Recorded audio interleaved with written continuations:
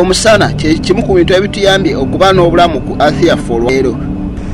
Wabula guno gwolaba tegulina surface nga earth yaffe gyeyina. Gwo gukoleddwa plasma ne matter enywerezeddwa ewamu olwa gravity ng'ogasseeko wamu ne magnetic forces.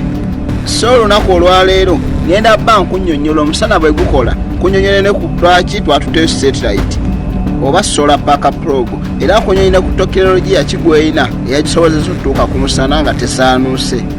N'olwekyo gwatana subscribinga simanyi kyolinda, soko subscribing ompe ne like tugende maaso. Mu August wa 2018 eri mu Florida Cape Naval wano ku nsi twasindika rocket ng'eno NASA yassaamu ensimbi nga n'ekigendererwa kyayo kyali kyakutuukira ddala ku musana, naye ng'okubira ddala 2009 University eyitibwa Johns Hopkins University of Applied Science baali bazimba Solar Parker Plobe eno mu August wa 2018 nga 12 the route for every rocket yayambusa Solar Parker Plobe eno. Eyo gy'olaba yatuumibwa okuva ku musajja ayitibwa Dr. Parker. Ono nga yali kabaka mu kibeeta solar physics okubeera mu 1958 era bakutte ebifaananyi bye nga kwotadde n'amannya ge ne babiteeka mu Solar Parker Plobe eno n'ebitwala waggulu. Yeyo Solar Parker Plobe eyasobodde otuuka mu atmosphere ey'omusana.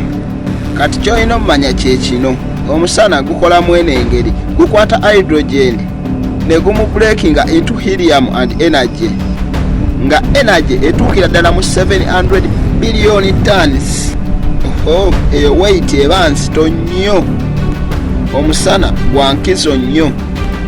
Omusana gulereesinga kye tuyita coronal mass injection, eyemu gy'olaba esobola okukozinga kye tuyita EMP, kwegamba eba esobola okukola nga electromagnetic pulse nezikiza na buli kyamasanze kye tulina.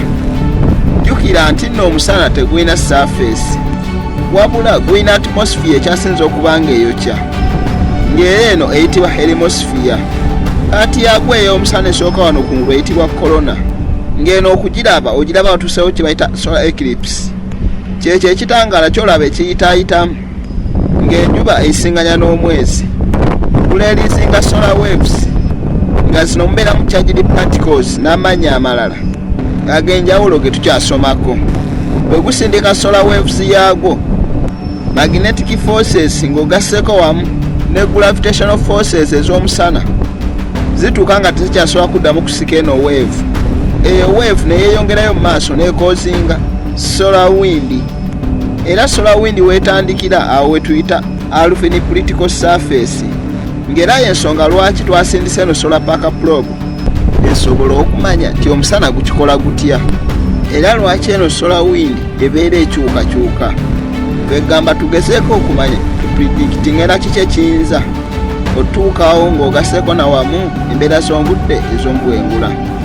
Era solar touchdown yatuukawo mu April nga 28 2021, ng'era eno Parker Plobe we yasookera ddala okuyingira atmosphere y'omusana netuyambako okudrawinga boundaries netumanya alpine political surface wetandikira. Naye kati ekyewuunyisa gradations ne solar winds omusana bye gusindika Parker Plobe yasobodde etyo biyitamu.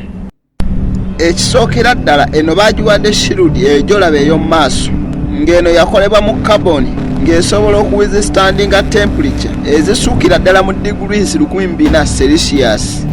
Eno ne bagiwa software ali autonomous nga asobola ogiyambako okudetectinga wa awali ebbugumu ettonotono webeeyita, ng'atera ono software y'omu ng'agiyambako controllinga magnetic field eziri maaso geno shield okupushinga awe waves ez'enjawulo eziba zize ku shield.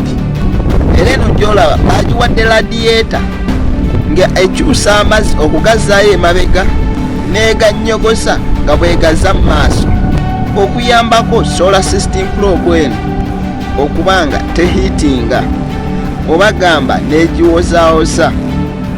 Era eyo y'ensonga lwaki ogiraba ng'esobola okweyongerayo mu maaso ne maaso ew'omusana, era nga kati wetwogerera eri mu atmosphere y'omusana mu kifo ekiyitibwa corona. jukira twagambye corona kyekitundu ekyomusana ekyo ekisookera ddala.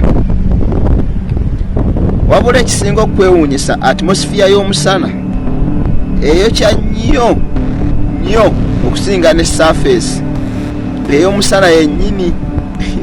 Bannange kino kyewuunyisa nnyo, era paka solar probe eno ekyasobola ddala okweyongerayo. Sooka omanye kino, waliwo ekyenjawulo wakati wa heat ne temperature. Heat y'ebbugumu, temperature ye measure ey'ebbugumu. Kitegeeza buli weesembera omusana gulerizinga waves. Jukira waves ezo ze zivaamu eri ebbugumu. Ate ng'eno Solar Parker Plobe yo baagitonda ng'egezaako okwewala ebbugumu, era ng'eri ettono erisobola ogituukako ye eriflectinga, yesobola okuriflectinga. Ndowooza tukyali wamu, tutambulira wamu. Era ng'eyo tegenda tutuukira ddala ku musana wali wennyini olw'okugezaako okwewala ebbugumu eri omusana lye gusindika. Tekinologi gwe baataddemu eno Solar Parker Plobe ali bw'ati kamukunnyonnyole. Ekisookera ddala eyo gy'olaba baayitaddeko system eyitibwa SWIB. SWIB kiggwayo solar winds electronic alphas and proton. Ng'eno ekyagiteekesezaako device za SWIB zonna okugyetooloola, kugezaako kupima buzito wa solar wind eyo yeweereza, oba gamba obuzito n'empewo eyo byeweereza ebiwanvu ddala ebiva ku musana. Ndowooza abasajja obalabye bwe bakola ebintu byabwe. Era ngenda kukukomerawo ka vidiyo akalala nga nkulaga Solar Power Plobe eno biki bye yakutte, biki bye yatukoledde, ne tekinologiya omulala gwe bataddemu bwe tutasoboddemu kunyola mu vidiyo eno. Ngenda kukola vidiyo endala nga mbikunyonyola. N'olwekyo subscribinga era likinga, sharinga oyitale munajja alabe. Tugenda kusigala ntulaba ebirala bingi.